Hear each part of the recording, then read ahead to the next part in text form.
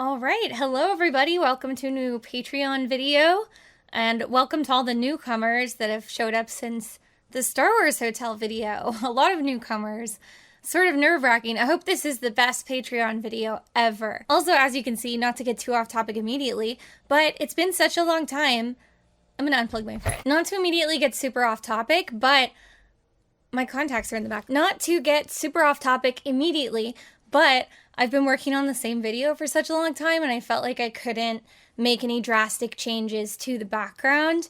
And so I've rearranged my gamer plush. Look, right now, this might change again before I commit to a next project. Also, I just realized I had started filming the FNAF video, and if I keep working on that, it's gonna look all different now, but whatever. It's too late. Look, I've got my Bombermen on the horse desk, and then little Yoshi, little keychain Yoshi, little Bowser, Black Yoshi, and then the Denny's Sonic and Knuckles.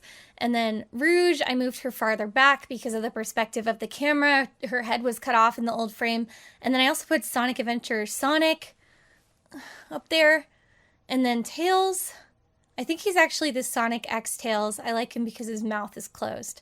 And then Big Yoshi, and my two Bubsies, and Puppet, and Freddy Fish. And I added Animal Crossing Flora. I have so many other gamer plushies in my room, my bedroom, and so there might be more changes to the roster. I might move people in and out. I've still got Skippy and SK here. I don't know if that will remain the case or if Skippy wants to go live on my bed again.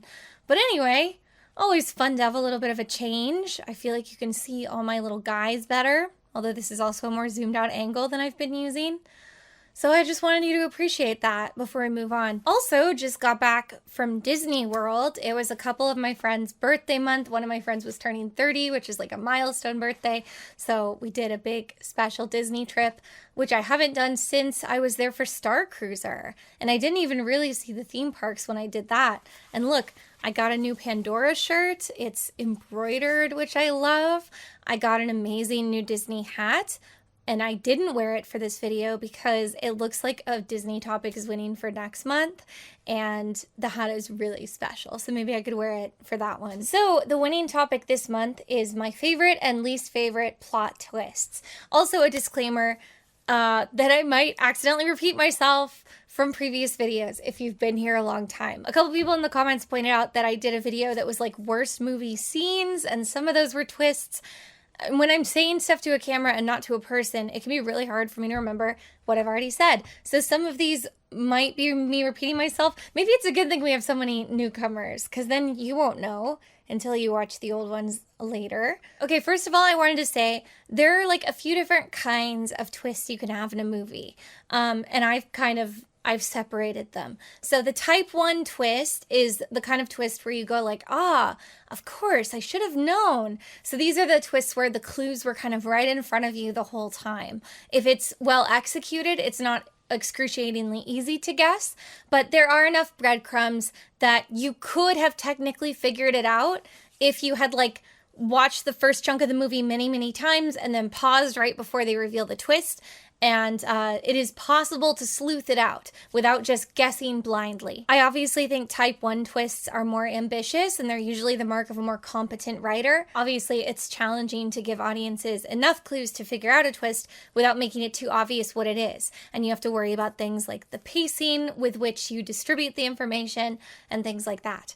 Okay, the type 2 twist is the you have been given new information twist. This is when you absolutely could not have figured out, no matter how many times you watched the beginning of the movie, unless you just happened to be lucky and guessed the right thing, like a monkeys on a typewriter kind of situation. My hot take about a type 2 kind of twist is that they can still be enjoyable to watch, even if narratively they're not good or clever or well executed. Sometimes it's the destination and not the journey. So sometimes you're watching a twist and you're like, wow, what big news, how electrifying. And even if it feels like a bit of a cheap shot because it wasn't set up in any way, it can still add something positive to the movie. So type 2 twists, usually they're not the mark of as good of a writer, but they can still be a perfectly fun thing to have in a movie. And then there are some twists where they just kind of leave extremely vague breadcrumbs. Like the story is showing you that something is amiss, but not giving you the clues you would need to figure out what that thing actually is. Again, unless you guess. So in that case, I would consider that still a type 2 twist, because if the breadcrumbs aren't substantial or helpful enough,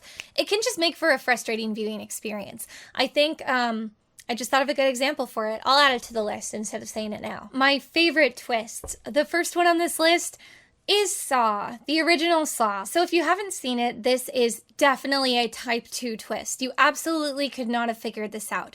Oh, I should also say this whole list is going to have spoilers for the movies in question, so you're going to want to skip them if you care. Okay, so if you haven't seen the first Saw, there is a twist where they do an early movie killer reveal. One of the victims, who is a protagonist in the film, is a doctor, and they find out that one of the orderlies in the hospital was the killer all along. His name is Zepp. Zepp the orderly. They all have stupid names in Saw. It's a tradition. So you think you know which killer you're contending with. You're like, okay, this guy that worked under him, had it out for him, was watching him from a distance, and he chose him to put in a Saw trap. But then, in the final scene, they take out Zepp. They defeat him, and while he's lying on the ground, a tape recorder falls out of his pocket, revealing that this entire process of him kidnapping the doctor, executing all of these plans, he was himself in a Saw trap. And him arranging these Saw traps was part of his own Saw trap. And he was not actually the mastermind behind everything. He was just another victim. And then you find out that the real killer is one of the doctor's cancer patients. I don't believe he had a single line of dialogue in the entire film. In fact, there are elements of this twist that kind of undermine it, like the orderly that had been in the Saw trap and been forced to execute these crimes had actually been like one of the only people at the hospital that was nice to the cancer patient and was like, we should look at him as a person. So like, why did he end up in a Saw trap? He didn't really deserve that. We don't really know this cancer patient at this time in the story. We only know that he's a cancer patient. The twist kind of makes sense in hindsight, where you're like, oh, this is someone that resents people that don't value their lives, and that's why he puts them through Saw traps to make them appreciate it. But at the same time, you're like, I don't know this guy. You just made up a new guy for it to be. But the reason this type 2 twist works is because of pacing, editing, presentation. They, of course, have the classic twist music that's in all the Saw films. It is called Hello Zepp. And if you've seen any of the Saw films, they always end the film this way. So it's a very like hyped up song that makes you feel like something crazy and revelatory is happening. They cut back to all these other lines of dialogue, which were ostensibly meant to be clues and totally weren't. But they kind of trick you into thinking the breadcrumbs were there, even though they weren't, and you never could have figured it out. It's a terrible twist, but the editing tricks you into thinking that something really cool has happened. And on top of that, the music is just exhilarating and makes the final moments of the movie really exciting, and that makes it a memorable twist. That launched an entire series of films where they feel like they have to end with a twist every time. Many of them don't make sense. In my opinion, really only like one of them makes sense and is like a good twist. It just goes to show what an iconic moment they were able to create despite not even having a good twist. And that's why it's on my favorite list. It's an exhilarating watch, and in the moment, you think you're seeing a good twist, but you aren't. Okay, the next one I put on my list is The Sixth Sense. Obviously, it doesn't really feel like a deep pull for me to put on the list, but this is a perfect example of a type 1 twist. This is one where, like, if you told someone when they began watching the movie that there was gonna be a twist, which you shouldn't do, if they don't know, you should leave it as a surprise. But if someone knew, the clues are absolutely there, they could definitely guess what's going on. In fact, for that reason, I think it's a shame that the twist became such a meme, because as soon as it did, I feel like anyone that watches the movie from that point forward, they're looking for it too much and then they do guess it. But on a clean watch where you go in knowing nothing about the movie, it's this perfect balance of like all the clues are there, but there's enough misdirection that you're very unlikely to actually understand what's happening before the moment of the twist. It's also a great twist in the sense that once you find out, it does recontextualize everything you've seen. You think there's one thing going on with Bruce Willis's marriage, you find out that it's something extremely different. It recontextualizes a lot of the characters and their relationships. There's a ton of dialogue clues and visual clues. It's just a perfect twist. I love M. Night Shyamalan. I just went to the movies and there was like a trailer for one of his films and my friend was like, I don't like any of his movies. They're like dumb. And I'm like, but that's what's so good about them is like they're all really weird. And I feel like roughly half of them are like good or at least entertaining or at least original. And then some of them are like duds, but I kind of like that you don't know what you're going to get when you go to see an M. Night Shyamalan movie. And I'm excited for his new one that's set at like a concert. I think that one looks like it's going to be fun. That upcoming one is also interesting because it has like a twist in the trailer. And then you think like, well, is there going to be a twist in the movie too? Like, where are they going to go from here? How interesting. Okay, next one on my list of favorite twists is Goosebumps, The Ghost Next Door. I hope I'm remembering the correct title. This is a Goosebumps book where someone has like a ghost in their house and then the twist at the end is that they are the ghost in their house. I haven't read it since I was a little kid, but yeah, I think that's how it goes. They move into a house and there's a ghost in the house and then over time they realize the ghost isn't so bad and is kind of nice. And then at the end of the book, they're like, oh, I was the ghost that was kind of nice. This kid that I thought was a ghost in our house was actually a new kid moving into the house that I haunt as a ghost. And that's a great twist. Again, I'm sure if an adult read it, they'd probably figure it out a little sooner, but I think it's a great twist for a kid's book. And especially because as you're reading the book and then even after the twist is revealed, the ghost is friendly, so it's not even that scary. I know I've talked about this before, and my memory of this film isn't even perfect, but when I went to Japan in like 2010 or 2011, I put on a Japanese in-flight movie and it was called Liar Game. I think it was called Liar Game like 2. It's all these people like trapped in a house basically playing a high-stakes reality game. I guess you could say a la Squid Game, although I don't think any of them end up killed. But it's a high-stakes reality game in the sense that incredible amounts of money are on the table, and in addition to earning money, they can be sent into debt. So there is the potential for lives to be ruined. It is high stakes. Apparently, this is a sequel to like a series or a manga or something. I was just watching it as a film, going in blind. And the reason I clicked on it is that the MC of this game is like an extremely obvious knockoff of the Saw mask from the Saw films, like the Billy puppet, but with like kawaii eyes. ライアーゲームファイナルステージを開催いたします。私はこのゲームのディーラーを務めます。ケルビムと申します。Which I thought was really funny. So I put it on and I was just immediately sucked into it. It's like multiple rounds of a reality game. It's a very simple gameplay, but there's like a twist every round. It's very exciting. And the scene that always stands out to me, especially in my like jet lag delirium of being on this extremely long flight, is the main character strikes a deal with someone. They're all going to play this round a certain way that will benefit everybody. And then after the results of the round are revealed, they find out that someone that she thought was like a goofy friendly guy has betrayed her. The way they reveal this is you hear him like cackling from off camera and they suddenly like pan over to him and he's just like inexplicably rocking on a rocking horse.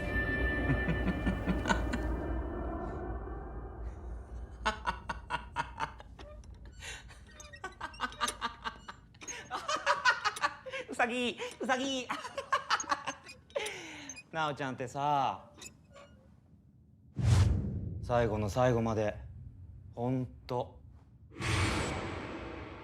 バカだよね Maybe it would have made more sense to fans of the manga or of the series. But anyway, very engaging film. I should like find it and watch it again. This one again doesn't feel like a deep cut on my part, but I think the twist ending to The Usual Suspects is good, which is why it's very famous. And then to be a little more niche, I wanted to point out that the first Scary Movie film did a parody of this ending, but in the context of the film, it also worked really well as a twist ending where they had like a cringe comic relief character that was revealed to be like a super cool guy and the actual murderer.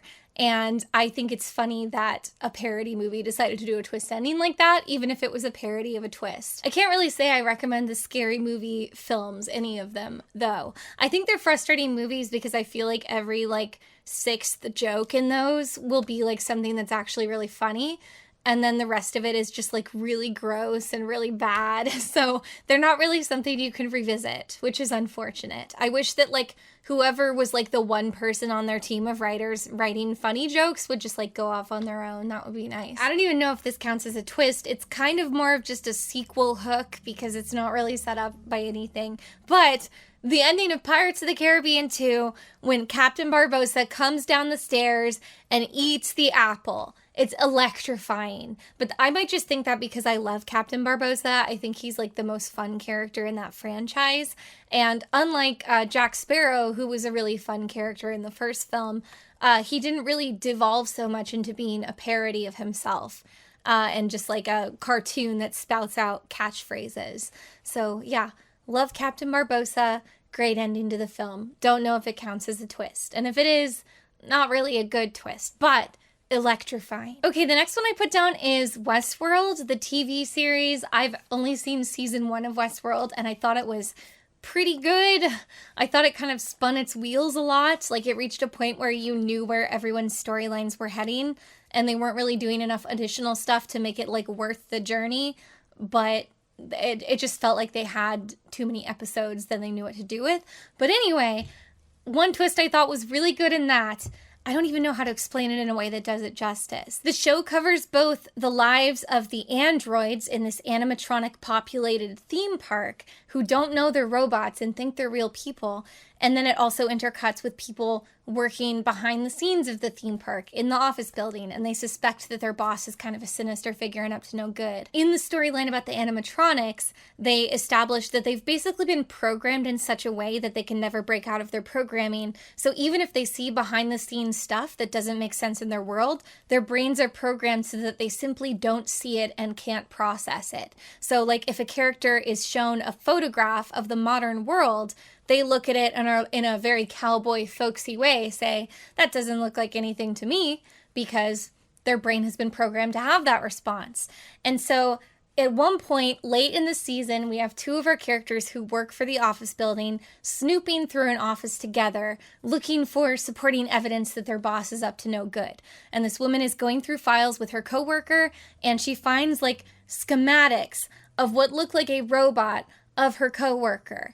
And she shows them to him, and he says, that doesn't look like anything to me. And you, the audience, are like, he's a robot. I love when like dialogue has a dual purpose. I feel like that's such a cool way to like have repetition and have memorable lines when it's like the line has dual functionality, and the reason the line is so impactful is it's already been set up in universe as meaning a particular thing to us. So that's a really good scene, and I feel like the season kind of peaked there, and then there wasn't a reason to keep watching it, really. If you guys have seen later seasons and they were good, let me know, because I didn't even really give them a chance. I just tapped out after the first one. And then my next favorite twist was from the film Remember Me. This one is infamous. I'm going to explain it as if you haven't heard of it, in case you haven't. So the film is a romance drama film, kind of just capitalizing on the success of Robert Pattinson. I think this would have been a film nobody even heard of if it didn't star Robert Pattinson in the middle of the Twilight Saga being filmed. So like the peak of his teen heartthrob popularity seemed like an easy cash-in to put him in a romance drama movie. And this is one of those sad romances. It's kind of akin to what you see from like Nicholas Sparks, where it's like 2 beautiful people where like the plot doesn't have anything particularly interesting as like a hook. It's just 2 people falling in love, and they're both hot. And his love interest is Emily DeRaven, who I think came from Lost. I haven't seen Lost. I know her from Once Upon a Time, where she played Princess Belle. I had to re-look up this movie and remind myself of the plot because it's so unmemorable. And it was funny looking at the plot because it was like worse than I remembered. So both Robert Pattinson and Emily DeRaven are rebellious teens. Robert Pattinson's dad is like a Wall Street billionaire, and in his rebellious streak, Robert Pattinson has a bad relationship with his father. They rarely talk, and he acts out and does like, I want to say petty crime. It might have just been that he got into a bar fight. So one time he and his buddy get arrested by a New York cop who I guess they like follow. Like they're so mad at this one particular cop that after they get out and it's all cleared up, they like find the cop, follow him, find out he has a hot teenage daughter, Emily DeRaven. And then in an event that only ever happens in movies, Robert Pattinson's friend is like, it would be so funny if you slept with the cop's daughter. And then broke up with her in a mean way as revenge on the cop. And it's like, how is that revenge on the cop? What an insane long con to be like, oh yeah, I'll just devote weeks of my life to like kind of sociopathically courting someone I'm not interested in.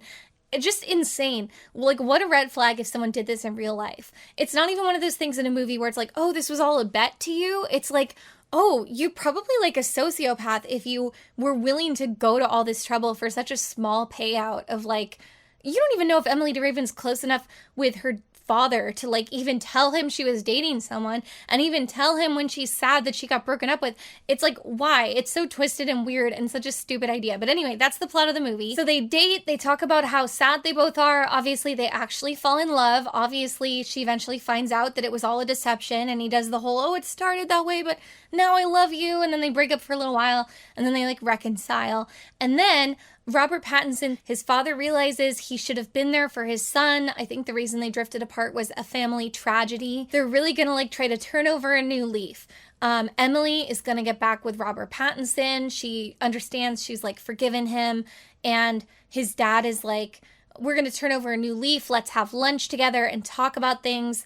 I'm on my way to the office. Meet me there. At my office on the top floor of the World Trade Center. And then it cuts to a classroom scene where a teacher is writing on the board that it's 9/11.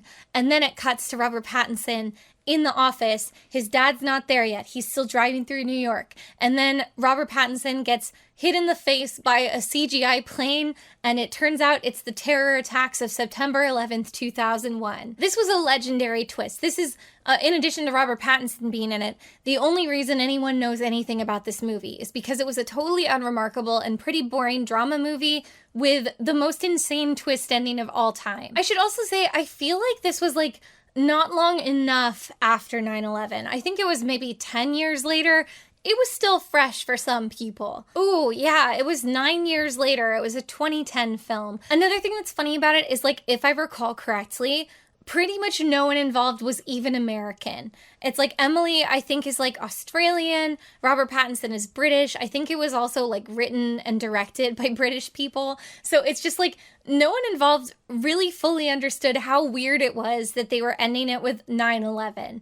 And I think that's so legendary. Like, there are so many boring movies where if they had done a twist like this, it would have been a way more interesting film. As far as whether there were hints leading up to the twist, I'm not really certain. I believe there were at least clues that it's a period piece. I think if you look closely, there are like news headlines or dates written on things that would tell you it's set in 2001, and that would sort of serve as foreshadowing. I don't think they ever went as far as to foreshadow that the dad worked in the World Trade Center. I guess it would be fun to rewatch it with an eye for that, although it might be kind of boring because you're watching only to enjoy the last like 2 minutes of the film. But anyway, even if the clues are there, that still doesn't make this a good twist. Like, narratively, thematically, what does it mean for Robert Pattinson to die in 9/11? Absolutely nothing. It's just kind of like, I feel like there's a Nicholas Sparks movie where two people fall in love and then at the end the guy like runs into the ocean and drowns.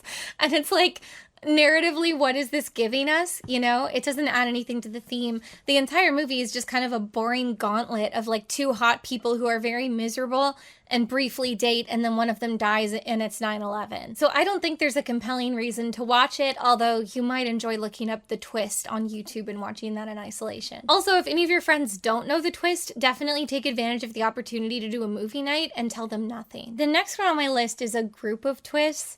I put The Twilight Zone for my favorite twists. Although this one's kind of a mixed bag. Obviously, there are episodes that have very strong twists and episodes with weaker twists.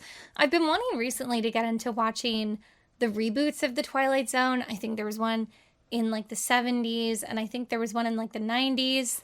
I guess also now there's like a new one with Jordan Peele, right?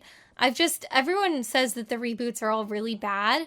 And that's kind of interesting in a way. So maybe I should give them a chance. And they probably are really bad. Anyway, on the whole with the series, I feel like The Twilight Zone is a good example of twists where you're not necessarily surprised, but they do feel narratively satisfying as you're watching them unfold. Like, for example, character that has an obvious lesson they need to learn finds an enchanted object that seems like it's great news for them, and you immediately see that there are going to be consequences. You can see from a mile away exactly what lesson they're going to learn, and usually the device by which this lesson is going to come about. And yet, watching it happen can be fun, especially because these are not full movie length. So it doesn't feel as tiresome if 10 minutes in you know where it's going.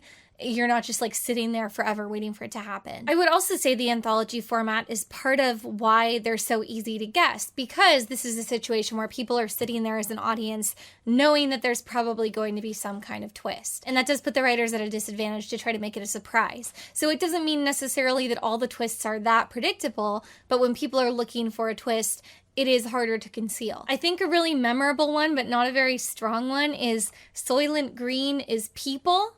Like, that's another one of those things where it's like, narratively, what does that really teach us? I guess it teaches us to like fear, you could say, establishment, fear new technology that might be presented in an inauthentic way. I think, unfortunately, because it's aliens that it's about, it kind of encourages like xenophobia and makes you, if anything, more suspicious of the idea that people from another place that are not of your nation could ever be bringing you anything but like death and misfortune. I also wanted to talk about Occurrence at Owl Creek Bridge, which was also a famous short story. I guess I shouldn't just be name dropping these. I should be saying what they are, even if they're really famous. Occurrence at Owl Creek Bridge is, I believe it's about a soldier, I want to say in like the Civil War or the Revolutionary War. A soldier has been caught by the opposing side and they are going to be hanged from a tree. As they're waiting for their hanging, in the moment that they're dropped, the rope snaps, they run, they make it to a river. There's this entire drama that plays out of them trying to escape their fate. And then it cuts back to them catching on the end of the noose. And so the twist was that everything you've seen in the episode so far was just like the frantic imaginings of their brain in like the half a second before death, which is pretty compelling. And it's also a twist they've done other times. There's an episode called Perchance to Dream, which is like kind of the exact same twist, but more poorly executed. No pun intended. The plot of Perchance to Dream is someone goes to a psychiatrist about his difficulty sleeping because he keeps dreaming about dying or something. He's convinced if he goes to sleep, he's going to die. And he keeps seeing all these strange omens and stuff. And then the twist ending is that he didn't even begin his appointment. He just walked in and fell asleep and then died. And so all the quirky stuff that happened in the episode was just like a weird dream he was having as he was dying. Like I said, not as well executed. There's a lot more like quirkiness that doesn't really amount to anything. Another one I wanted to note, not necessarily as like the best twist, but like ones that I think are kind of funny, are you can really see that Rod Serling loves the twist where it turns out it was Earth. Obviously, famously, Planet of the Apes, you find out it turns out it was Earth. There's also an episode about a space crew. They crash land on an asteroid. It's like a planet with no water, perhaps Mars or like I said, like an asteroid, just a place that cannot sustain human life. They're wondering what they're going to do. It's like maybe 4 or 5 astronauts. They start disappearing and getting picked off one by one. Like 2 guys will go out on a scouting mission, 1 comes back, and it soon becomes clear that one guy is killing all the others in an effort to extend the life of their water, because if they're splitting it fewer ways, they'll at least be able to survive a bit longer and maybe try to get help. And so they're trekking across this like extremely unforgiving terrain, and it becomes apparent that one of the guys is a murderer. And finally, yep, it's true, that one guy was the murderer. He kills the last other guy remaining. He now has all the supplies to himself, and then he crests a hill, and it turns out their spaceship had actually gone straight up and come straight back down and landed in Arizona. They were on Earth the whole time. They were just in a desert outside Las Vegas. He didn't have to kill all those guys, and now he has to grapple with the guilt of what he's done. And then there's another one. It's about like nuclear war destroying the planet, and there are a bunch of scientists being like, this war is going to destroy us all. We have to just get off the planet and like cut our losses. So the whole story is kind of like a drama and tension of like Are they going to get turned in? Are they going to make it onto the spaceship and get their families off the planet? And after some near misses, they do. And then as they're leaving the planet, they're like, where will we go? You said there's a place that can sustain our life. And then the pilot's like, yeah, it's a place called Earth. And you're like, oh my God, this planet I thought was Earth wasn't. And now they're going to Earth. And I guess then you think, what if the same thing happens to Earth? But I would say that, like, in most cases, this twist is not that compelling. I feel like, I guess it being Earth is bleak because you no longer have the goal of an Earth to go back to, except in the last case. In that case, it didn't matter at all that it was Earth. It was just like they didn't have a twist and they're like, what if it's Earth? Very different levels of quality. I feel like Planet of the Apes, it's mostly only impactful because he learns that this whole time he's been trying to get home, and in fact, there was no home to get back to. So it's like a grim ending. I don't think it really gives you any additional information as a twist, though. You know what I'm saying? It's not like, oh, the folly of man led to these apes, because in the context of that movie, that's not really clear. So it doesn't seem like there's that much of a lesson to be taken from it. It's just something that makes you go, whoa! And that's like all of its value as a twist. With the one with the space crew falling down to Earth, I guess it's a more sound revelation that like teaches the guy his lesson. Like, you do know with absolute certainty if he hadn't killed any of the other men and been greedy, they all would have survived together. So I guess it's a good lesson teaching twist for that reason.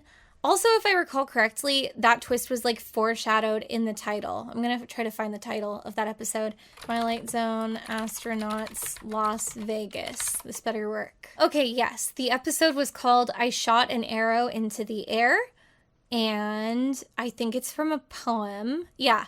The full line of the poem says, I shot an arrow into the air, it fell to earth, I knew not where. So it's like they didn't know where they were in fact on Earth. Foreshadowing, if people are a fan of poetry. In the case of the third one, where it's like they're leaving the planet and you find out they weren't on Earth and they're going to Earth, that doesn't really add anything to the episode. So that's, it's kind of good to see the gradation of like decent twist, not very good twist that does absolutely nothing. But anyway, Rod Serling sure did love that twist. You can just embark on any of his stories and ask yourself, might it be Earth? And that could save you a lot of time in trying to figure out the plot. On the whole, though, I love the Twilight Zone. I think some of the best episodes are not ones where you go, oh my God, what a twist. They're just ones where it's like a character study and something like poignant happens. Another twist he's a big fan of is like, it was death. There's the one with the old lady living in her basement. She helps a guy with like a broken leg. It turns out it was death that she helped. There's one where a lady is driving home to visit her mom and there's a creepy hitchhiker following her. Turns out she was in a car accident and it was death. There's the Room for One More, where the lady has nightmares about a morgue and she shows up to a flight and the lady from the nightmares is at the entrance to the plane. Turns out the plane was death because it crashed right after she didn't get on it. The turns out it was death twist is a frequent favorite of this series, but I like a lot of those episodes, so it's fine. Okay, let's move on to my least favorite twists. A lot of these, I guess, won't really be a surprise. Rey Palpatine, I had to put it down. Talk about a twist that, like, isn't really set up in any way. Could have been set up. I'm sure interesting things could have been done with that if they had set it up earlier or made it mean anything. I think the thing with Rey Palpatine is, like, clearly J.J. Abrams didn't, like, write it down anywhere for people to know it, but I feel like there is stuff that could contribute to the idea it might happen as early as The Force Awakens. Maybe this is a misinterpretation. I know this is very subjective, but I feel like in that first lightsaber fight in the snow in the forest with Kylo Ren, there is like that moment where Rey gets the upper hand and she like kicks him onto the ground and then like cuts at his face while he's on the ground and like snarls at him. Even on Jakku, there are a lot of instances of her like running at people to smack them with her stick. It seems like she can act very like impulsively and be fueled by rage, and it does make sense why that would be a character trait she would have given her upbringing on this like planet where everyone's trying to kill each other for food and stuff. And so it would be compelling if that was to foreshadow a potential vulnerability of Rey falling to the dark side. You could even say The Last Jedi explored that a little bit more with the idea that like she goes to the dark side cave and it exploits her feeling of like abandonment and makes her more vulnerable to the dark side. And obviously Luke thinks that's a concern for her also. I really like the idea of, oh my God, am I going to fall to the dark side as a central tension for a character like Rey? Especially when you have like the character foil Kylo Ren, where it's like his expectations from his kind of bloodline were like to be a hero, like the Skywalker side, or knowing that Anakin Skywalker and Darth Vader are also in his lineage. And it seemed like the whole reason he fell to the dark side was the idea that it was sort of an inevitability. And you could even imagine that that's why Luke was suspicious of him, where it's like too much Vader in him, etc. So I think if they had given it enough time to breathe, the revelation of Rey being a Palpatine could have been interesting, because again, you have Kylo Ren as a character foil, so that gives you an opportunity to have Rey suffer from the same doubts and be like, does this bloodline I have, is it going to make me be evil even though I don't know Palpatine, even though it's just in my blood. It's not like anything in my personality necessarily. Does this mean I'm destined to be a Darksider and be evil? Does this mean people shouldn't trust me? And then, again, because you're doing a character foil thing, she could reach a conclusion that no, she can do what she wants to do. She can be Rey nobody and just be a good Jedi, etc. But that was not the way it went. And in my opinion, by the time you reach the conclusion of the second film and you haven't revealed that, you've essentially missed your opportunity to reveal it. That's no longer a path you can take because you've kind of run out of time to explore it satisfyingly. Or maybe if it happened at the very beginning of the very long third film, I don't remember if it was that long or if it just felt that long, then maybe you could make the whole movie about that and make that a character journey. Instead, it was painfully apparent that not only did they not write the entire movie to be about that, it seems like they didn't even add it until like one of the final edits. Everything around Rey being a Palpatine felt like it was either a reshoot or strictly ADR. That's why we have helmet on Kylo Ren delivering the bulk of it, and Rey reacting to it in a generic enough way that she could have been given any news. It's just introduced so late into the story. It seems to affect Rey so little, and it does so little for like her character conflict. The conflict is purely physical, like now Palpatine wants her blood or something stupid like that. It's not like the internal struggle that would have made it interesting. And honestly, if you're gonna have Rey be a Palpatine, that doesn't mean Palpatine should be there. You know what I'm saying? I think her finding a Palpatine holocron and being tempted by it could have been interesting. But I think if anything, if you're doing a bloodlines thing, it's even more important that Palpatine be absent, because it's less about will her grandfather be able to turn her evil and more about does her bloodline determine her destiny. But no, instead it's like the last hour of the movie, they're like, you're a Palpatine, and then all that means is she has to go fight Palpatine and he wants her blood. I guess he wants her whole body, actually, but that does include her blood. It was all just so very stupid, and it didn't even have to be an inherently bad direction to take the movie, but if you are gonna do that, you have to know you're going to do that, and you have to like seed it in a way that makes it thematically important, instead of just now Rey must fight Palpatine and oh, that's scary. Ooh, he's Ghost. He's so scary. Like what a extremely concrete and surface level conflict to end an entire trilogy on. I have covered a lot of the films Now You See Me and Now You See Me Too. Or was it called Now You Don't? I don't know. Anyway, I've covered a bit of that franchise in a previous video about bad movie scenes, which you can go watch if you like. But if I hadn't, I would put a lot of those there. There are many such scenes in those films. Next, I had to put down that there is no teddy bear in the film Imaginary. It's a film about a haunted teddy bear. The bear is so cute, by the way, so it wasn't scary. I was like, that bear would be my friend. Everything would go well for us. So it's a cute little bear. And then the twist is that the bear was a demon or like a ghost. And so there was no physical bear. And that's supposed to be really scary because it's like, what do you mean? The bear's been here the whole time. And it's like, it would actually be scarier if the bear was here, because a physical object of evil that has some creepy thing going on with it, that's kind of more scary than I thought there was a bear. And like, it's a movie about a bear. How could they not have a bear? That movie sucked. I was really excited to see it because I thought the bear was cute, and just a movie about an evil teddy bear. What fun. But no, it was a really bad movie. I complained about it on Twitter, and I think people said it was like revealed in the trailer. I either didn't see that or I forgot.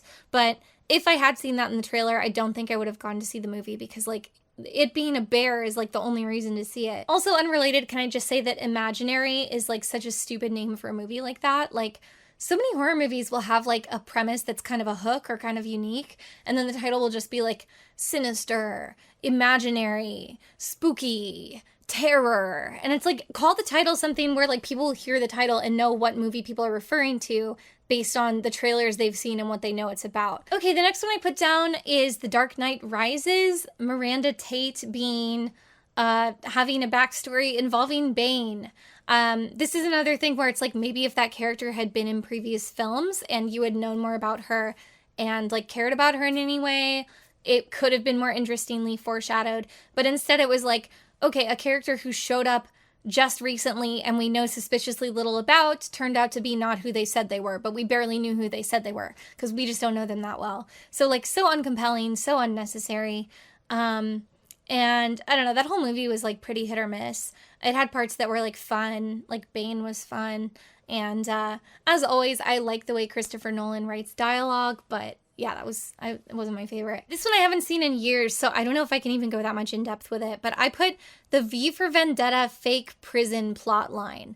I honestly feel like if I rewatched the movie now, I would just dislike it for a lot of reasons. I feel like that character has been so memed, and now you almost can't look at the mask without feeling extreme levels of cringe. But anyway, even on a first watch, I remember the fake prison thing really bothered me. Like, the Natalie Portman character, he like wants to test her loyalty, so he puts her in like a mock-up of a prison cell and pretends he's like torturing her for information for like way too long. I feel like it was like months, and he like feeds her diary passages from someone who I think actually did exist, but like years before. It was just stupid. It felt so unnecessary, and I don't know why. Like, I feel like any loyalty you had for someone, if they did that to test your loyalty, they would no longer have your loyalty. You would be like, that's nuts.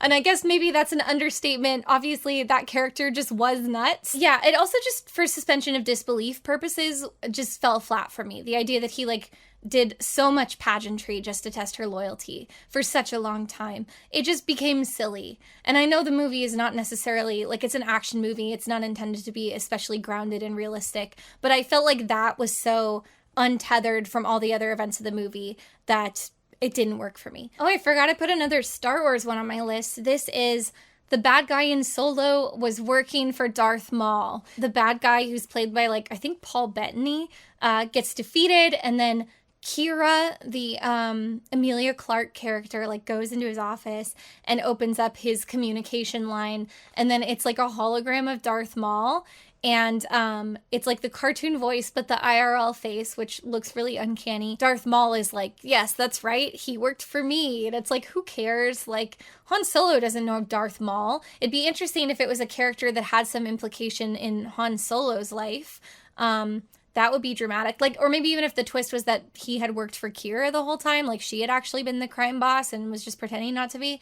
I haven't seen the movie since it came out, so I don't know if that checks out with all the events of the movie, but maybe building toward that would have been a little more interesting, if not maybe a little obvious. But anyway, yeah, like, why does it matter that it's Darth Maul? This character, like, we know who he is, but no one in the movie does. Like, maybe they've heard of him as a celebrity. He only means anything to us, the audience, as a cameo. It doesn't add any additional interesting context to the film because, as far as we're aware, he has no relationship and never will with any of these characters. Nor, frankly, should he. I feel like if Darth Maul in the sequel to Solo was intended to meet Han and develop some kind of extremely intense rivalry or other acquaintanceship, that would only make the series worse, because why does everyone have to know everyone? It feels so limiting. Also, I would argue that even among the super fans, like, if a pitch executive was like, haven't you always wanted to see Han Solo face off against Darth Maul? I feel like no one even has. I feel like even a super fan, no one has wanted that. Maybe like a 4-year-old playing with action figures and not someone that like knows anything about either character. Like, Han Solo's whole thing is that he's like a charismatic action hero, fly by the seat of his pants kind of guy. Why would an interesting antagonist for him be stuntman that doesn't talk? Fantastic Beasts, the series, had a lot of good, very bad twists. So one of them was Grindelwald being Johnny Depp. This is another one of those things, it's so much like the Darth Maul one, where it's like, him being Johnny Depp didn't mean anything in the world of the story. In the world of the movie, it was just, you thought he looked like Colin Farrell, and it turns out he was a man in disguise, and he was Grindelwald. But it's like, you already knew he was a bad guy. Why does it matter if he's still a bad guy? So it was, again, one of those twists that is purely on a meta level, where it's like, it was shocking that it was famous actor Johnny Depp, when we had thought it was only marginally less famous actor Colin Farrell. But even with that said, it was a very weird time to have a surprise Johnny Depp. His star was very tarnished at that time. And I'm not going to get into the Johnny Depp stuff. People always try to fight me on it, but anyway. I will also say on an impersonal level that potentially due to things going on in his personal life, his ability to act competently was declining. That's not me being a hater. That is a very objective observation, and that is partly why his roles had started to decline at that point. It was well documented that he would show up late to set often, and he would also be fed a lot of his lines through an earpiece for many of his roles, and it was common industry knowledge that it was because he was less able to be organized than he had been at earlier points in his career and less willing to prepare for roles that he had taken on. Anyway, another funny bad twist is Credence being a Dumbledore. I think that was the ending twist of the second movie, and it's like, why do you care? Someone being a Dumbledore doesn't matter. Being a Dumbledore is just being of a family. And it wasn't even like the long-lost brother of Dumbledore. It was like they had never known each other. So it really was just a blood relation thing. And I think they tried to retroactively be like, there are prophecies around the Dumbledore family. But that had never been a thing before. It was just very stupid. Okay, next I put Jurassic World. This is the twist with the Indominus Rex. I think the Indoraptor was the second one. So Indominus Rex was a weird hybrid dinosaur they had created for Jurassic World. It was their star attraction, and it was a big, really scary looking T-Rex creature, but bigger than a normal T-Rex. And the whole movie, they're like, it's a cocktail of different dinosaur DNA. And so you have a lot of foreshadowing with this dinosaur where it's like, it's a proprietary blend. No one knows exactly what components were put into this dinosaur. And a thinking man watching the film might have thought, why could it possibly matter? What combination of dinosaurs could this dinosaur be that could particularly matter to me or shock me? And then you have gentle foreshadowing like, this dinosaur doesn't act like the others. It seems to kill for fun. This dinosaur knows how to lay traps. That's quite unusual for an animal. This dinosaur is like some kind of psychopath, and it mutilates its prey. It can outsmart its human handlers. What would possibly make the dinosaur behave like this when other dinosaurs hunt in very predictable ways, purely for food sources? And the twist at the end of the movie is that it was raptor DNA, and I guess raptors are really good hunters, and I guess also that's relevant because Chris Pratt knows how to go like this with raptors and make them stop, I guess. I don't know. But allegedly, the original twist was going to be that it was human DNA. So it's like, why is this one dinosaur evil? Because it is man. Man is the real monster. And that would have actually warranted the character's surprise. It being part raptor is not a surprise when you already know it's made of different dinosaurs. It having human DNA is like, oh my god, our weird evil scientist has been doing super unethical experiments. And also, this isn't just a dinosaur, this is like a weird part human serial killer thing. And then maybe you could have further twists like, whose DNA? Is it someone really evil? Or when you have the weird human girl clone in the second movie, maybe it could be related to her. Maybe she could ride it around. I don't know. I just feel like you could do a little more with it. I feel like it being human DNA is like so B-movie and sort of hokey, but I also feel like Jurassic World as a franchise was already just kind of like a lazy cash in anyway. So for me, it's like, yeah, do something bold with it. I think it being part human would actually be kind of interesting. I think it would also reinforce the idea of like mankind playing God. Like the reason this dinosaur is evil and trying to eat us all is like our fault for imprisoning something that was part human and creating this abomination that like can't survive in our world because it's not of either world. Why have we done this? Instead, it's just this really big dinosaur is really mean and it really wants to eat us. Okay, so the next one I put is Don't Worry, Darling. This is another one that I just saw the one time in theaters. And this to me is like a fascinatingly bad movie. I had thought about doing a video about it at the time, but it was so like infamously bad that it didn't even, I wasn't sure if it was worth unpacking it. But anyway, this is like a Stepford Wives kind of narrative. So you have this like idyllic kind of sitcom-esque, like 1960s, 1950s town. It's a company town. They're out in the desert. There's kind of an implication that if it is set in the time it appears to be, maybe it's like some kind of sus nuclear testing facility. But you suspect pretty early on that it's like a magical realism thing, and that we're probably going to find out that it's set in modern day, and if they leave this town, it's going to be the real world or something. It's a very tiresome movie because on top of whatever is actually going on, you have a lot of just like trippy dream sequences where Florence Pugh will like have an egg and she'll be like, this egg is empty. Or like the walls will start smooshing her.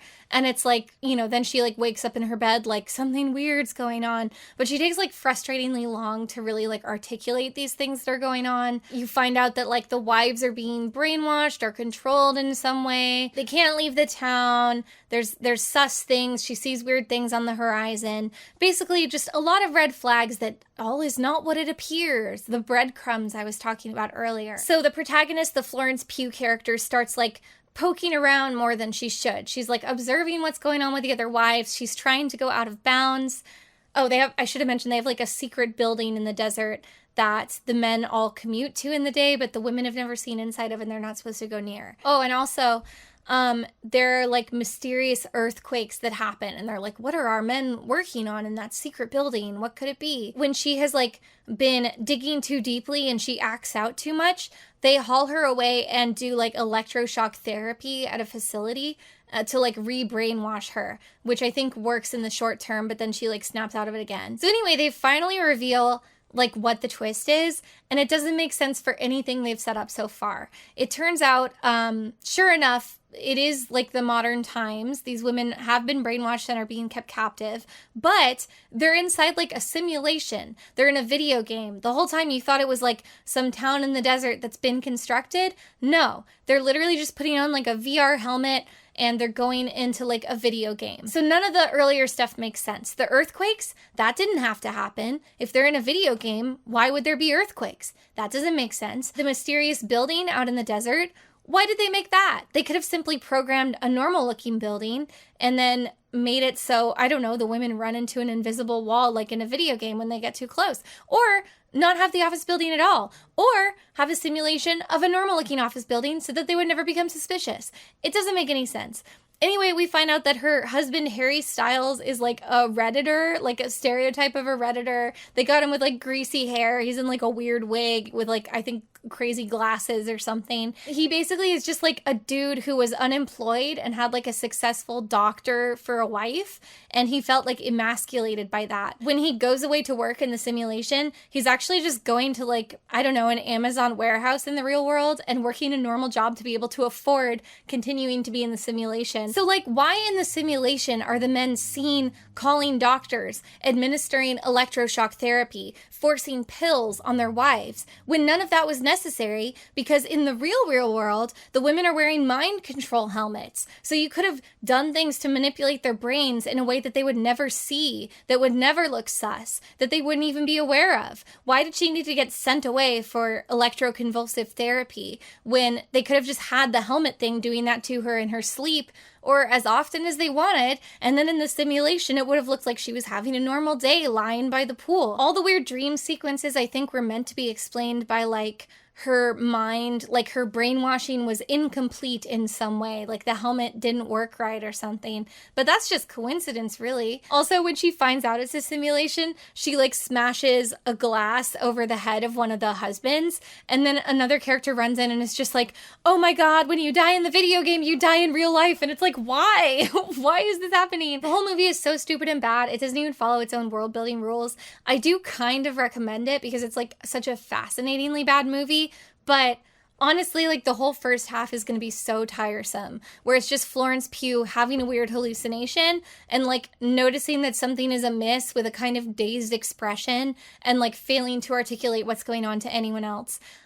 Very frustrating movie, but kind of fascinating in how little it made sense. Oh, I also forgot to mention, this isn't a twist, but they reveal that Harry Styles in the real world is like not British. And he, like, when he's designing his avatar to live in, like, the 1950s simulation, he, like, requests that it be British, which is just really funny to me, especially because, like, his accent is not even an accent.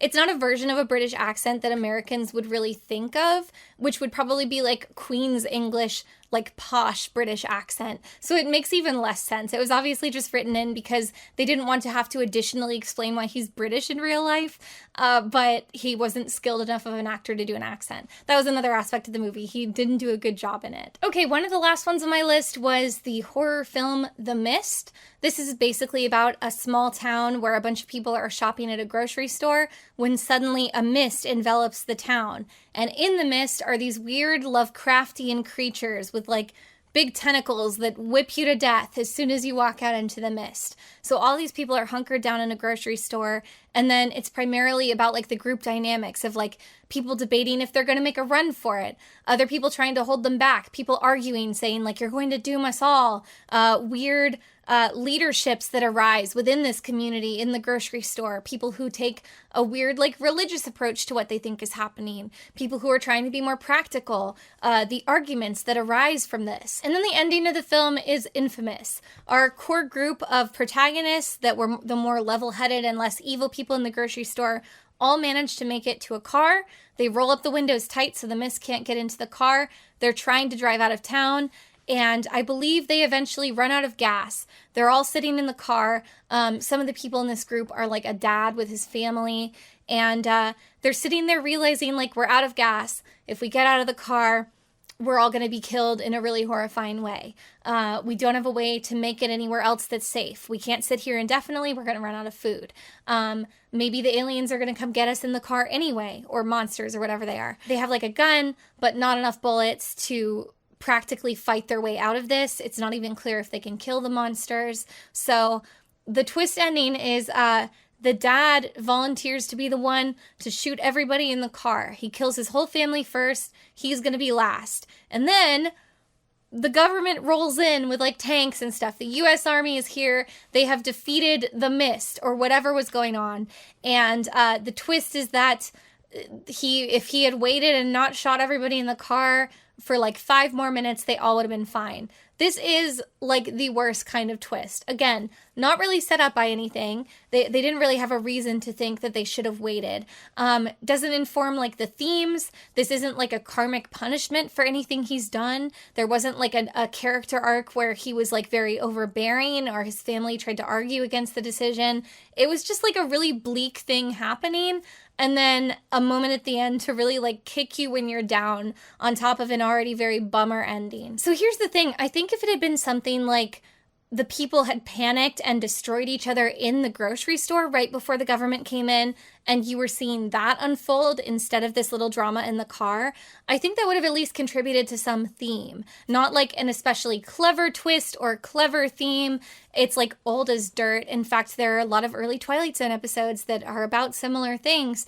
So I don't think it would have been as clever in the 2000s, but it would have been something. It would have at least felt like a narrative with, like, a theme and a lesson. But as it was instead just, like, a punishment for characters who thought they had no other options and were trying to do the right thing, which was really difficult for them, and then, like, a weird, random, cruel twist of fate foreshadowed by nothing. And I guess if you really wanted to try to think of a way to defend this narrative outcome, you could kind of stretch it to be like the cruelty is the point, because, like, they are sort of Lovecraftian monsters, and the idea of those has always been that they, like, drive you mad, and that these are kind of like senseless, uncontrollable forces, just like fate and death are in real life. Anyway, I think if I had written the movie, that would have been my excuse to try to defend the bad ending that I had written. I personally think that just the point of, like, when scary things happen, it's pretty bad, is not very compelling of a story. And while I was making this list, I actually looked it up and learned that the writer did actually compare the film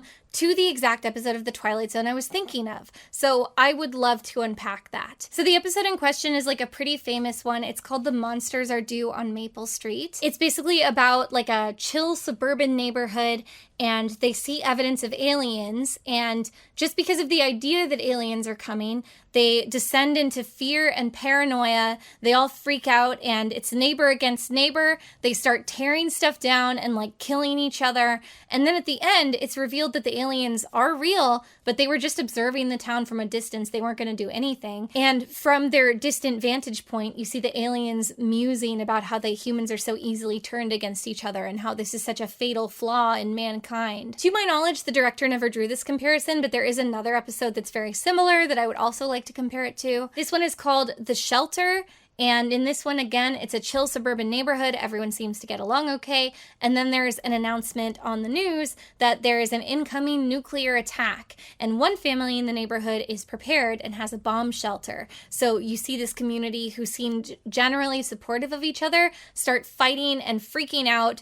And when people are denied entry to the bomb shelter because there's not room for everyone, it escalates to such a degree that, if I recall correctly, they destroy the bomb shelter. Like they ruin the door or something. And now nobody can use it. Like they were so selfish about wanting to get themselves in the bomb shelter that in their desperation, they ruined everyone's chances and the town is now doomed. And then of course, there is a twist ending that it was actually a false alarm and they're all gonna live, but now the entire neighborhood has to be haunted about what they had allowed themselves to become in the face of emergency. So the idea here is like panic breaks community. It takes away your humanity, it starts ripping everybody apart, and then taken in tandem with like the monsters are due on Maple Street, it's that like paranoia can make humans into selfish monsters. So I think looking at The Mist, you're like, sure, the supporting characters do in fact go crazy throughout the movie. They turn on each other and stuff. But in this case, there is still the core of good guy characters who keep their heads, and they are the ones that are in the car at the end. Like the protagonist shooting them all wasn't like the Twilight Zone episode where they're stranded on the asteroid. He wasn't like, I need to conserve water for myself. It was because they all agreed they seemed to be out of options. They all were in favor of it. None of them were happy about it, but they were like, this is the only way to spare ourselves from a worse death. The protagonist wasn't happy to be doing it. If anything, he was trying to do a selfless thing because I'm sure it's not fun to be the last one left. So he didn't earn his bleak ending. None of the characters did. It was just kind of pointless cruelty. No one learned anything from it. And we have no reason to believe that any of the characters left behind in the grocery store who were more corrupt and who didn't see this unfold will actually learn anything from it. So anyway, yeah, I think it was very unwise to compare it to the Twilight Zone episode because it's such an unfavorable comparison. Okay, and the last one on my list, I don't know if I've ever talked about this movie before. It is, in my opinion, a really fun, bad movie. Maybe not that fun to watch, but there is like a lot to unpack, which I always enjoy. And it has like a bonkers premise, which always makes it more fun. This was a box office flop. I did see it in theaters with my mom because it was one of those days where like we wanted to see a movie and there was nothing playing. So we saw it and it was rough. So it's called Transcendence. It came out in 2014. It stars Johnny Depp, who I mentioned briefly earlier. I believe 2014 would have been squarely in the dark ages of Johnny Depp's career. I'm learning now for the first time that apparently the screenplay was on the blacklist, which is kind of like a graveyard of unproduced scripts, but nevertheless ones that intrigue people. It's those scripts that make people say, why has this never been picked up? It seems like it has such potential. And Don't Worry, Darling had also previously been on the blacklist. And I'm sure there are projects that were revived from the blacklist that have turned out to be really good, but I do think it's funny that two things on the list that I think are really bad also had their origin there. And I'm not saying that means like the screenplay was bad all along. Like, it's very possible that it was just changes that made the screenplays a lot worse after they finally got picked up and turned into movies. One thing I think is funny about this movie is, like, it does kind of have the vibe that it's trying to feel like a Christopher Nolan movie. I don't have any evidence for that, but just because of the visual look of the movie, the focus on technology, which feels Inception-esque, and it has Morgan Freeman in it. I don't know if it has any other frequent players from Nolan movies, although the cast, well, no, never mind, it has Cillian Murphy, so yeah, that's a little bit of overlap. It also has Paul Bettany, who I don't think has been in any Christopher Nolan movies, but he feels like the sort that like you would see there. Same with Kate Mara. So the premise of this movie is so funny. In a broad sense, it's about AI. So it's about a brilliant scientist played by Johnny Depp, and the other main character is his wife. He is developing artificial intelligence. He's trying to make like a giant supercomputer that's going to like save the world and connect everything on Earth. So he's trying to give a talk, and he's at like a big academic conference, and he's trying to give a talk about his incredible AI, and a a terrorist organization that hates technology and the idea of AI and think it's going to endanger mankind send an assassin. Revolutionary independence from technology, Rift. So 2 years ago, it was all about the disconnect. People texting instead of actually talking to each other. Social media as an invasion of privacy. They made a big deal of putting smartphones in blenders. They claimed the murders and released their manifesto. Artificial intelligence is an unnatural abomination and a threat to humanity. They're determined to stop any attempt at what you call transcendence. This assassin successfully shoots him, but they do not kill him right away. They hilariously decide to shoot him with a radioactive bullet. So it hits him, he lives, but it gives him cancer. It's an isotope called polonium. The bullet must have been laced with it. There were traces of it at the wound. The effect is irreversible. With proper care, we're looking at 4, maybe 5 weeks before his system shuts down. The wheels in your head might already be turning, that this gives him enough time to complete one of his projects on the way. He and his wife have the brilliant idea that they can essentially upload his brain into this supercomputer he's already working on and create a perfect copy of him to continue perfecting his research beyond the grave, and also, I guess, make it less sad that he's gonna die. Assuming that implanting an electrode into his brain doesn't actually kill him, and that this works, at the very best, you'll be making a digital approximation of him. If we missed anything, a thought, a childhood memory, how will you know what you're dealing with? So there is a frankly hilarious montage of them putting his thoughts and brain into the supercomputer as he's getting progressively sicker. And my favorite moment is there's a shot in the montage where, in order to capture his voice, they have him sitting with an open dictionary and reading every word from the dictionary. Deadening. Deadly. Deaf. Deafen. Deal. Dean. Dealer. Fair. Farewell. Law. Label. Labor. Labyrinth. Place. I'm sure that was a really valuable use of his limited time left on Earth. I only wish there was a better way to make an AI voice that sounds like somebody, but this is the only way. This is what we have to do. So anyway, they succeed. He dies. We're still not even that far into the movie. This supercomputer is immensely successful. It can do so much. I'm gonna need to expand. I need more power. New processor 3 times more capable than this current system. These designs, I just couldn't see it before. I can't describe it. It's like my mind has been set free. They connect it to the internet, and it very quickly takes over the whole world, but in a vaguely positive way. We've made a breakthrough with the nanotechnology. We can rebuild any material faster than before. Synthetic stem cells, tissue regeneration, the medical applications are now limitless. It's extraordinary.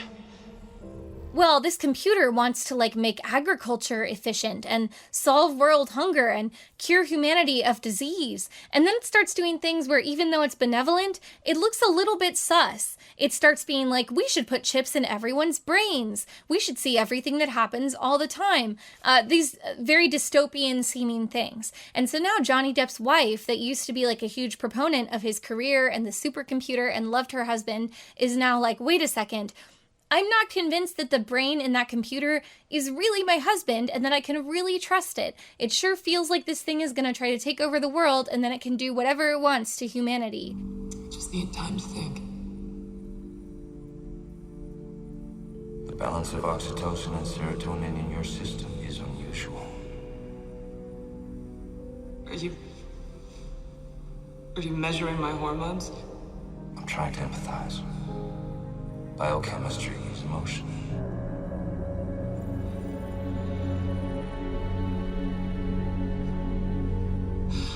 No, Will, this is wrong. These are my thoughts. These are my feelings. You're not allowed.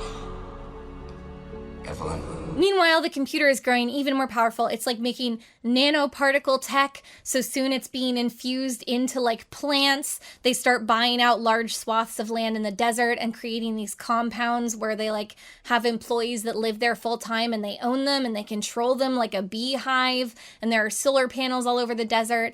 And then the computer starts doing even weirder things. The one scene that I really remember is like using the chip in someone's brain. The Johnny Depp computer like sends a hot guy to his wife and is like, now we can have a sexual relationship again through this man that I'm brain controlling. What do you mean? He's also connected to me.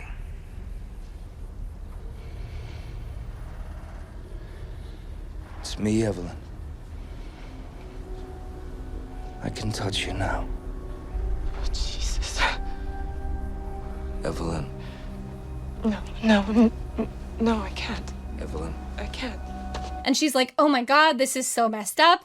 My husband would obviously know that this would really creep me out and I wouldn't be cool with this. Like, the fact that the robot thought this was a good idea proves that this is not my husband and something really weird is going on here. And this computer, like, does not understand human emotions or humanity.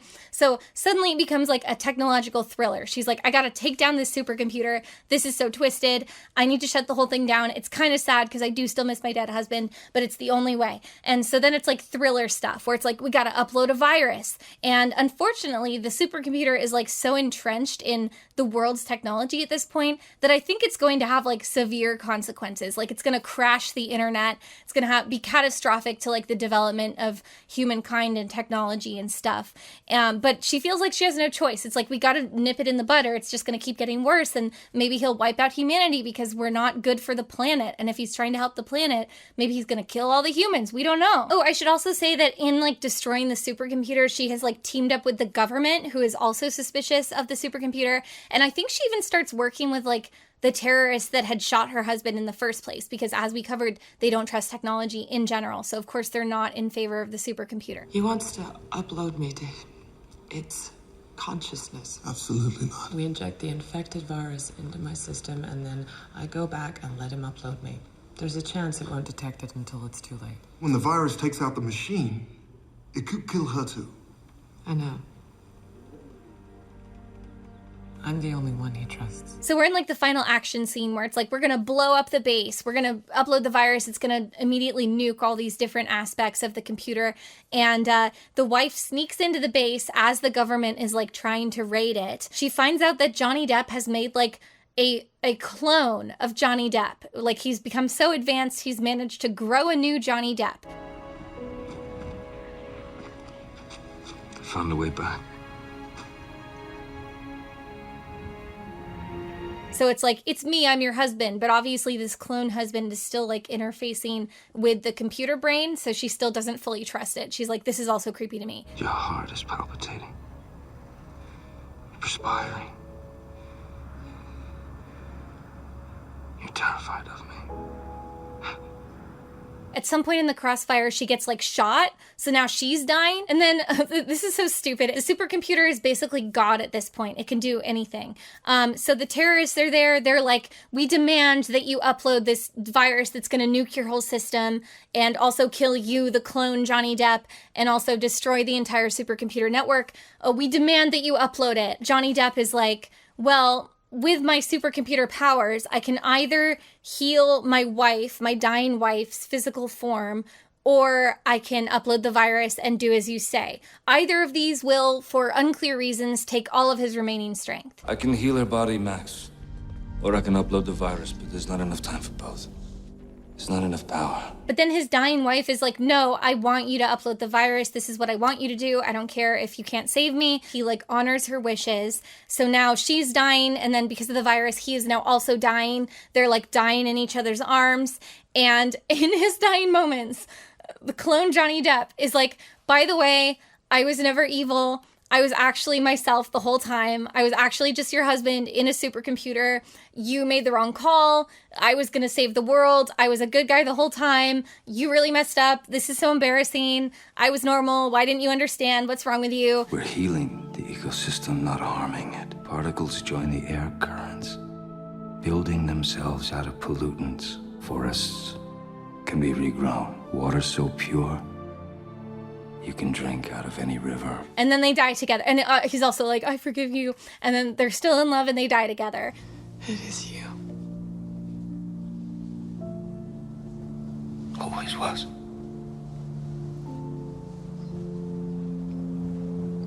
Sorry, I didn't believe. And it's so stupid because, as I already covered, he's been doing a lot of weird things that don't fully convince you it's Johnny Depp. Like, if he's this brilliant supercomputer that's like benevolent and all-knowing, all-powerful, how is he not able to just convince his own wife that he was himself and know how to not completely freak her out? Because it seems like that was the Achilles heel of this whole operation and seems like a really avoidable problem. Why did he think it was a good idea to send that intern to go have sex with her? Why did he think his wife would be cool with that? Why couldn't he talk to her like he was himself if he was himself the whole time? It makes no sense. Anyway, there's some dumb like cliffhanger ending that kind of implies they will both live on because he had made the nanoparticles and they're like, at this point it's been like absorbed into the soil and the plants and stuff. So maybe when the plants grow, his robot brain will be around. I don't know. Yeah, just a film where it's like,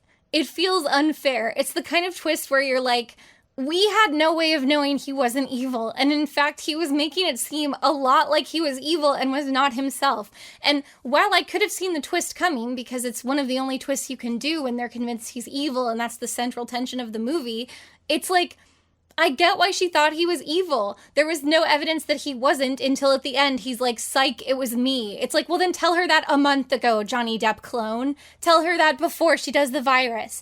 It's so absurd. Also, I'm learning now that Elon Musk has some kind of cameo in it, I guess. What a fun ride. A lot of twists that could have just been resolved with effective communication. And maybe that was the real moral. Maybe the real point of the film was like the importance of communication in a healthy marriage, especially if you're trying to open up the marriage to like a mind-controlled intern. So anyway, those were all the twists that I thought of. I hope this is a substantial enough Patreon video. I'm really excited by how many new people are here.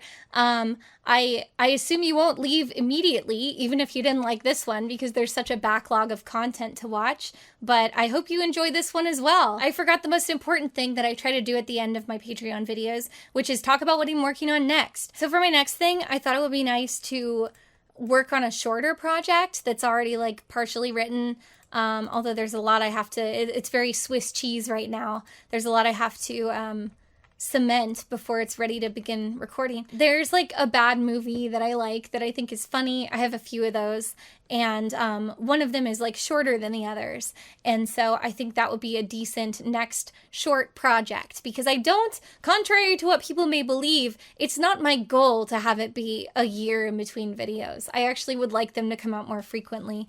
Some of them just take a long time, but it'd be great if I could get a video out in like a couple months instead. So that's my new goal. And maybe the video, maybe I can even keep it short. Maybe it can be like a 40 to 60 minute video. That would be cool. But yeah, that's what I'm going to work on next. A short video about a bad movie that I think is funny. And I don't know if I should give any more hints. I don't like when people guess what it is. It's tangentially related to the furry fandom. That's the only hint I'm giving. Wait, do I have any, like, I have clues on my desk, and it's supposed to be a secret, but the clues are hidden. We're all good. This is the disorganized part of the video where I fall off topic, so I will go. So thank you everybody for another month of support. I'll see you real soon for the next video, because this one was pretty late, so another one is forthcoming before too long. And that's it. Bye. Oh, I had this idea of making the porg talk and that it would be really fun, so I'm gonna do that. Goodbye, everybody. Goodbye. Thank you for watching. Farewell. Goodbye. I'm not looking at the monitor, but I think it probably turned out really good. Okay, bye. Bye, bye, bye, bye.